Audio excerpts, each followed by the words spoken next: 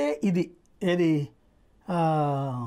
దళిత point rise చేయడం, లేకపోతే declaration గురించి దాని పేరేంటి, ఇదేం దేశం ఇదేం హిందుత్వం అంటాం.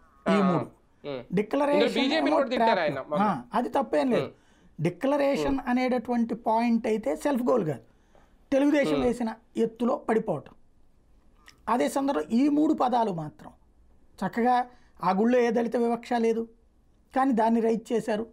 అట్లాగే దానికి సంబంధించినటువంటి ఇది ఇంతకు ముందులే నన్ను ఎందుకు అడగలేదు అని ప్రశ్నించడం వరకు తప్పు లేదు, కానీ ఇదేం హిందుత్వ ఇదేం దేశం అంటాం తప్పు. అంటే నీకు నచ్చకపోతే ఈ దేశమే బాగాలేదంటావా? ప్రకాష్ రాజ్ స్టేట్మెంటే కనిపించింది నాకైతే అక్కడ. ఓటు బ్యాంక్ గురించి ఏమన్నా ఆలోచించారంట సార్? ఫైనల్గా ఓట్ బ్యాంక్ గురించి ఆలోచిస్తే ఎల్లుండేవాడు. అంటే దళిత vote bank, Christian vote bank declaration ఇస్తే కోల్పోతామేమో అని ఏమైనా ఆలోచించారు? డిక్లరేషన్ ఇస్తే కనుక కోల్పోయేటట్టయితే ఇంతకుముందు సోనియా గాంధీ ఎందుకు ఇచ్చింది డిక్లరేషన్? సంతకం పెట్టాడు కదా, పెట్టింది కదా ఆవిడ డిక్లరేషన్ మీద.